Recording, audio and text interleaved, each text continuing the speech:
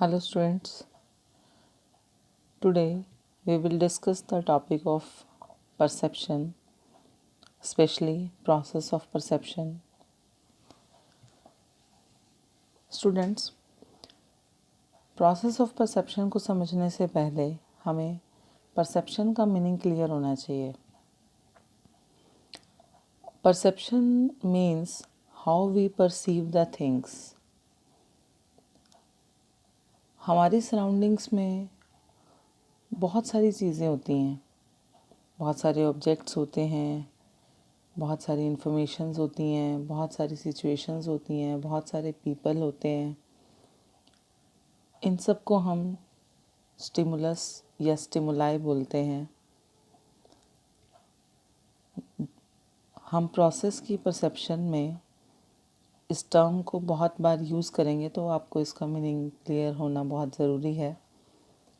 Stimuli may be any object, any people, any information, any situation, any happening, कुछ भी हो सकता है.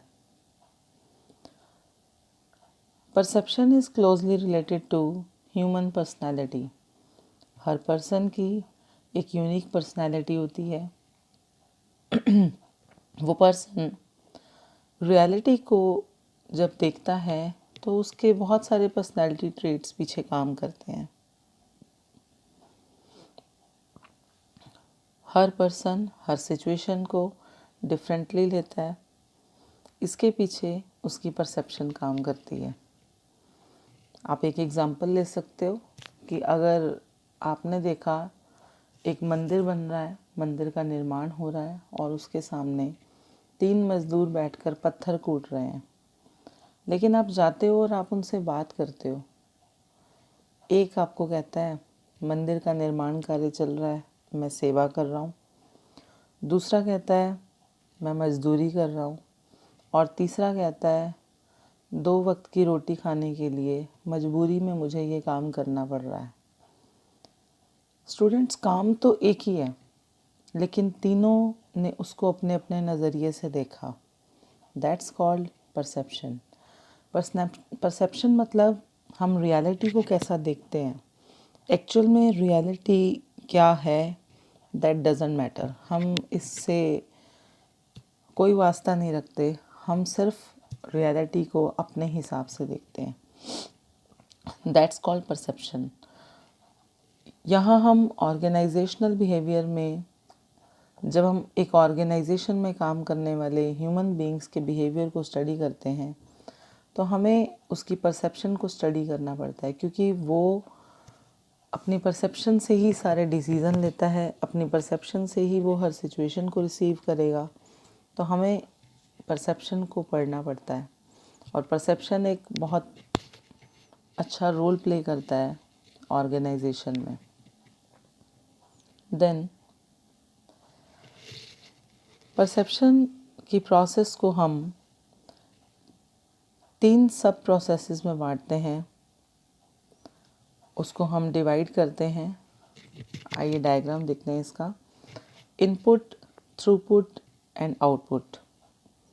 इनपुट मतलब जो हमारी सराउंडिंग्स में हमें स्टिमुलाई मिलेंगी, objects, events, people, information etcetera.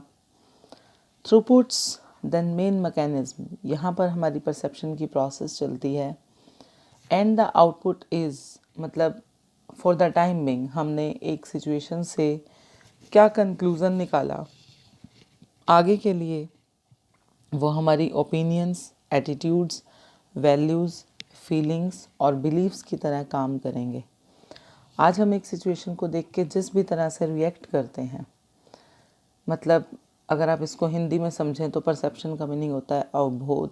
अवबोध मतलब आपने किसी सिचुएशन को फेस किया और आपने तुरंत क्या रिएक्ट किया, आपके माइंड में क्या प्रोसेस चली, आपने उस सिचुएशन को कैसे परसीव किया, रिसीव किया, फिर क्या कंक्लूज़न निकाला.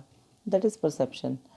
बहुत सेकंड्स में होने वाली प्रोसेस है, बट प्रोसेस बहुत लेंथी. मतलब हम विद इन सेकंड्स हम इतने सारी प्रोसेस कर जाते हैं और उसके बाद एक कंक्लूज़न निकाल लेते हैं. उसके अकॉर्डिंग हम रिएक्ट भी कर देते हैं और धीरे धीरे धीरे धीरे वो हमारा नेचर बनता चला जाता है, जिसको हम बोलते हैं हमारे opinions, attitudes, values, beliefs, feelings etcetera. Okay, then आइए फर्स्ट स्टेप, स्टिमुलाई। स्टिमुलाई मतलब हमारे परसेप्चुअल इनपुट्स जो हमारे एनवायरनमेंट में अवेलेबल रहते हैं। हमें किन किन चीज़ों से हमारी टकराहट होती रहती है, हमें मिलती रहती हैं चीज़ें, दैट इज़ यहाँ से हमारी परसेप्शन की प्रोसेस स्टार्ट होती है। देन नेक्स्ट, सिलेक्शन और अटेंशन। बहुत इंटरेस्टिंग टॉपिक है। हम किसी भी सिचुएशन में से किस चीज़ को सिलेक्ट करेंगे, that depends on our keen interest.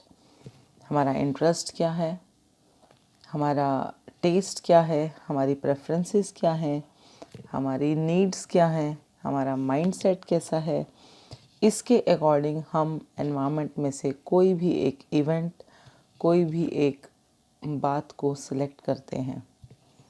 For example, आप रोड साइड पर जा रहे हो और आपने देखा एक एक्सीडेंट हुआ है। आप उधर के देखते हो, अगर आप एक डॉक्टर हैं तो आप देखेंगे कि पर्सन को कितनी चोट लगी। अगर आप एक जर्नलिस्ट हैं तो आप देखेंगे कि क्या क्या कॉज रहा, कि कैसे टक्कर हुई, क्या हुआ, क्योंकि आपको खबर देनी है। और अगर आप एक मैकेनिक हैं, आप देखेंगे किस चीज़ पे जा रहा था, उसको कितना हार्म पहुंचा, गाड़ी है, टेम्पू है, स्कूटर है, टू व्हीलर है, क्या चीज़ है। तो आपने एक ही एक्टिविटी में से, एक ही हैपनिंग में से अपने टेस्ट के अकॉर्डिंग डिफरेंट चीज़ों को चुना। That's called selection. हम किस चीज़ को सिलेक्ट करते हैं ये हमारी इंटरेस्ट पर डिपेंड करता है। देन आता है ऑर्गेनाइजेशन। ऑर्गेनाइजेशन मतलब जब हमने कभी भी किसी, बहुत सारी हमारे पास इधर से इंफॉर्मेशन आ रही है, इधर से इंफॉर्मेशन आ रही है, मतलब लॉट ऑफ इंफॉर्मेशन हमारे एनवायरनमेंट से हमें रिसीव हो रही है। हम उसमें से कोई भी कंक्लूज़न निकालने के लिए सबसे पहले हम अपनी सारी की सारी इंफॉर्मेशन को एक सीक्वेंस में ऑर्गेनाइज करते हैं। आपने स्टैट्स पढ़ा होगा, स्टैटिस्टिक्स। उसमें हमारे पास जब बहुत सारा डाटा मिलता है, हमें रॉ डाटा जिसको हम बोलते हैं, हम सबसे पहले उसको एक सीक्वेंस में अरेंज करते हैं, इंक्रीजिंग ऑर्डर, डिक्रीजिंग ऑर्डर, एक सीक्वेंस बनाते हैं हम उसकी। उसके बाद हम उसको अरेंज करते हैं प्रॉपरली, फिर उसके बाद फॉर्मूला लगता है। अगर हम सीरीज़ को अरेंज ना करें तो हम फॉर्मूले को लगाकर किसी कंक्लूज़न पर ही ना पहुंच पाएँ। तो सबसे पहले हमें अपनी सारी की सारी इन्फॉर्मेशन से कुछ कंक्लूज़न ड्रॉ करने के लिए उसे एक अरेंजमेंट देना पड़ता है, एक ऑर्गेनाइजेशन देनी पड़ती है। Right thing at the right place, in the right order, in the right manner, that is organisation. इसके बहुत सारे फैक्टर्स अफेक्टिंग हैं, हम डिटेल में पढ़ेंगे। फ़िलहाल अभी आपकी जो सिलेक्शन का स्टेप है वहाँ भी बहुत सारे फैक्टर अफेक्टिंग होते हैं। हम किस वजह से सिलेक्ट करते हैं किसी एक प्रोजेक्ट को और किसको छोड़ देते हैं, there are so many factors affecting internally और एक्सटर्नली। वो हम अपने नेक्स्ट वीडियो में डिस्कस करेंगे। देन ऑर्गेनाइजेशन के भी बहुत सारे फैक्टर्स अफेक्टिंग होते हैं। देन आता है इंटरप्रिटेशन। जब हम अपनी इंफॉर्मेशन को पर्टिकुलरली अरेंज कर लेते हैं तो हम एक कंक्लूज़न ड्रॉ करते हैं। इंटरप्रिटेशन, अगर हम इंटरप्रिटेशन ना करें तो हमारी सिलेक्शन का, ऑर्गेनाइजेशन का कोई फ़ायदा नहीं है। हमने उससे कुछ कंक्लूज़न तो निकाला नहीं, तो एनालिसिस का कोई यूज़ नहीं है। इंटरप्रिटेशन मतलब हमने क्या कंक्लूज़न निकाला फ़िलहाल, कि फाइनली हम क्या करने वाले हैं। हमें हैपनिंग मिली, इनपुट मिला, इवेंट मिला, कोई पीपल मिला, उसके बाद हमने उसको आगे पीछे वाली इंफॉर्मेशन से हमने उसको एसोसिएट किया, दैट इज़ ऑर्गेनाइजेशन। अब हम एक कंक्लूज़न निकालने जा रहे हैं, that's called interpretation. And then checking, जब एक पर्सन कंक्लूज़न निकाल चुका, अब वो एक बार अपने डिसीज़न को चेक करना चाहता है। चेकिंग दो तरह से हो सकती है। एक होता है इंट्रोस्पेक्शन मेथड, मतलब पर्सन अपने सामने एक नंबर ऑफ क्वेश्चंस, एक सीरीज़ रखे और वन बाय वन उन क्वेश्चंस के आंसर्स देता चला जाए। अगर वो सेटिस्फाई है या नहीं चेकिंग कर सकता है। या फिर एक दूसरा मेथड है कि वो अपनी बात किसी के सामने रखे और उससे डिसीज़न ले कि मेरा डिसीज़न सही है या नहीं, that is checking. Then resultant behaviour, आपने चेक कर लिया और जो भी आपने रिज़ल्ट निकाला उसके अकॉर्डिंग आपने बिहेव कर लिया, कंडक्ट कर दिया अपना जो भी आप करना चाहते थे, और वो कंडक्ट आपका फॉर एवर आगे के लिए ओपिनियंस, एटीट्यूड्स बन जाएंगे। That's the process, complete process of perception. आइए एक लास्ट स्लाइड पे हम चलते हैं। अभी जो हमने डायग्राम से समझा था प्रोसेस ऑफ परसेप्शन, एक सबसे अच्छा एग्जांपल जो अक्सर इस प्रोसेस में चलता है और मुझे बहुत अच्छा लगता है, एक्चुअली मुझे मेरे टीचर ने वो एग्ज़ाम्पल दिया था और मैं आज एज अ टीचर मैं सभी को ये एग्ज़ाम्पल देती हूँ। इस एग्ज़ाम्पल से आपको इस पूरी प्रोसेस को या पूरे परसेप्शन टॉपिक को समझना बहुत ही आसान हो जाएगा, क्योंकि आप स्टूडेंट हैं, आप अपने इस माइंडसेट को बहुत अच्छे से जानते हैं। देखते हैं, इनपुट मतलब इस तरह से एग्ज़ाम्पल लेके चलते हैं कि एक स्टूडेंट मॉल में गया, वहाँ पर उसने अपने टीचर को देखा। अब स्टूडेंट्स की बहुत सारी मेंटालिटीज़ होती हैं। कुछ स्टूडेंट्स ऐसे होते हैं जो टीचर को देख के बहुत खुश होते हैं और बोलते हैं, अरे मेरे टीचर मिल गए, आप 2 मिनट रुको, जिसके भी साथ होता है, आप 2 मिनट रुको, मैं इनसे मिल के आता हूँ।